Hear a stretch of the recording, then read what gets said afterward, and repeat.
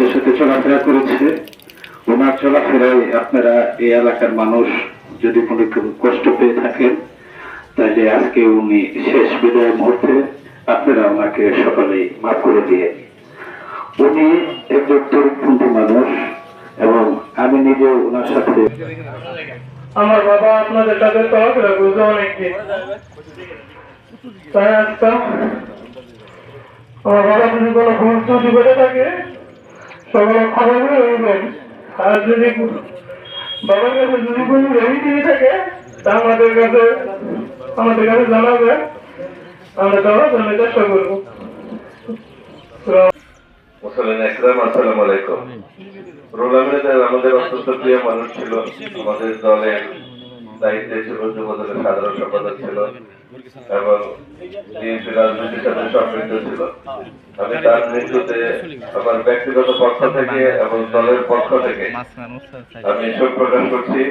আমি তার বিদেহী আত্মার মাগফিরাত কামনা করি এবং মহান রাব্বুল আলামিনের কাছে প্রার্থনা করি আল্লাহ যেন তার সকল দোষকে ক্ষমা করে দিয়ে তাকে জান্নাতবাসী করে। আমিন। যখনই আজকে রমজান মাস, রমজান মাস মাস, এই মাসে আল্লাহ তাআলা তাকে নিয়ে গেছে। তার জীবনের সাথে যতটুকু ন্যাক আমল করেছে সে উসরা যেন আল্লাহ কবুল করেন, সেরকম জান্নাতুল ফেরদৌস নসিব দান করেন। সে আমার খুব কাছের লোক ছিল, খুব স্নেহের ছেলে ছিল। তার পিতা মোহাম্মদ কমান্ডার আমাদের বড় ভাই ছিল। যাই হোক, সে অনেকদিন ধরে অসুস্থ ছিল। আমি মধ্যে দুবার এসেছি, তার সাথে কথা বলে দেখে গিয়েছিলাম। আজকে সে চলে গেছে।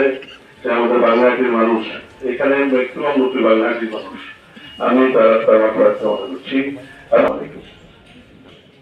মরহুম একজন ভালো মানুষ ছিলেন, ভালো মানুষের জানাজায় উপস্থিত হতে করে মহান রাব্বুল আলামিনের দরবারে শুকরিয়া আদায় করছি এবং পরম করুণাময় আল্লাহ পাকের দরবারে মরহুমের জন্য দোয়া প্রার্থনা করছি। আল্লাহ পাক যেন ওনার জিন্দেগীর যে কোনো একটি ভালো কাজকে জড়িয়ে করে জান্নাতের উচ্চ মাকাম, জান্নাতুল ফেরদৌস নসিব করেন এবং মরহুমার পরিবার পরিজন আত্মীয় স্বজন জনের সুখ শৈবার এবং পরিবারের ক্ষমতা আল্লাহ পাক দান করেন।